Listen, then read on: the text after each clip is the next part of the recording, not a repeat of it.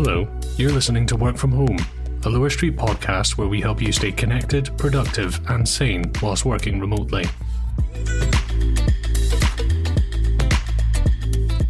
Today, we're taking a look at meetings and rituals that actually make a difference, how to keep a track of everyone's status, and some isolation theatre.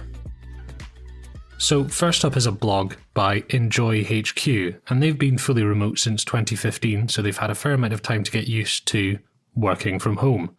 And in this article, they've compiled a huge list of tactics and tips and strategies for making meetings and having a cadence and format of meetings that works best for you. Now, a few interesting points from this. The first one is having a 2-minute check-in every day. And what happens is at the end of the day, team members are sent an email which asks them to put down what they accomplished this day, what they're planning to do tomorrow, and if they have any blockers for the stuff that they're planning to do tomorrow.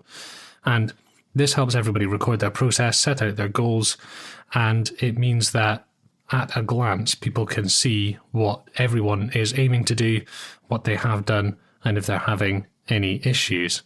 And this happens every day and it just takes a couple of minutes, and they do this instead of having a video stand-up call to keep a track of everyone's progress at the start or at the end of the day. And I think this is a really interesting idea because it can help to just have a basic text version that everyone can look at and see what everyone's up to. And in fact, in some cases, having a text-based meeting or catch-up is more efficient than having a video call, especially when it's something like this where you're effectively just exchanging lists. A second interesting point from this is the way in which they do their one-on-ones. They say that they have one one-on-one for an hour, but once a month, rather than weekly or bi-weekly. And it's interesting because we have one-on-ones here at Lower Street almost weekly, and they aren't dedicated one-on-ones, but we end up having one-on-one calls with each other fairly frequently because that's just the way in which we have meetings. But here on this article, EnjoyHQ are talking about they're setting aside specific time every month to catch up with team members one-on-one. And the idea is that it's purely a conversation to get to know each other and understand the levels of satisfaction, dissatisfaction, what they're able to do easily, what they're having difficulty doing, and that the managers and team members are able to easily catch up with each other. And an interesting point about this is that it's the team members and not the managers that set the agendas for these one-on-ones, which I think is pretty interesting. I'd be interested to know how you do your one-on-ones. Do you set aside specific time for them? Do you do them once a month, once a week? Let us know, wfh@lowerstreet.co, and we'd be more than happy to discuss it on the show. As well as a number of really interesting points, there's also a general rules list on this article that I think is worth checking out, with just some useful guiding ideas like over-communicate, by which they mean just write more or say more than perhaps you might think you need, because it's better to have too much detail than to not have enough. Also, if you're spending more than 5 minutes on Slack explaining something, then hop on a video call. And this is something that we do and we think is really valuable, is that instead of trying to hash something out purely over text, it can be easier to just actually hop on a video call and talk to someone. And this is something that you lose when you aren't working physically in the same space as other people, is this ability to turn around and just have a chat about something and sort it out that way.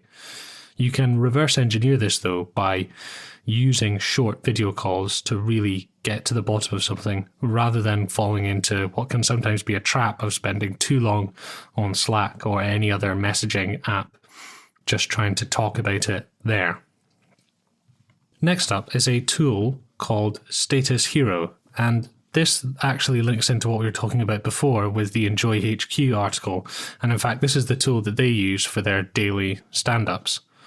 What happens is they are emailed a link to this and everyone puts in what they're doing, what's next, if they're having any blockers, and the interesting thing about this is that as well as collating what everyone's up to and giving you graphs and visualizations and metrics, and importantly being able to look at everything at a glance, the interesting thing is that Status Hero, they've positioned it as something to be used instead of a face-to-face meeting.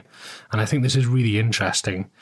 I'd be interested to hear if you have daily stand-ups where you catch up with what everyone's up to, and whether you think maybe something like this might be more efficient. I think certainly if you're trying to keep a track of what everyone else is up to, the idea of just having a basic list that you can see at a glance what everyone is up to is really, really valuable, and that maybe you save the video calls for something else. We will have a link to this in the show notes, so do check it out. And let us know, do you use something like this? Email us, wfh@lowerstreet.co. Finally, how do you make theatre programmes when everyone's stuck at home? Well, two groups in the UK, the National Theatre of Scotland and Home in Manchester, are commissioning online programmes of work as a response to the lockdown that's going on at the moment. Some big names have already signed on. Brian Cox and Alan Cumming are involved. And the idea is that there are going to be several digital pieces that are created from isolation, and the writers and the artists are going to collaborate, and then it's obviously going to be filmed inside their own home. And I think it'll be really interesting to see how this turns out, because we've seen people like the news, all these anchors and casters and different television programme hosts filming themselves from home with varying degrees of success. So it would be interesting to see what happens when theatre types turn their mind to it and we see what comes of it, because, you know, theatre isn't something that's typically filmed, it's something that's done live in front of people. So I think it'll be interesting to see the pieces of work that they turn out from this. The first of them will be coming out next month, so we will keep you up to date on that, and there's a link to this article in the show notes below. That's it for today's episode. Do you have stories about working from home that you'd like to share with us? Tips you'd like to hear? Or topics you'd like us to cover? Email us, wfh@lowerstreet.co. Remember to subscribe and share this episode with someone you think would enjoy it. And join us for new content every weekday.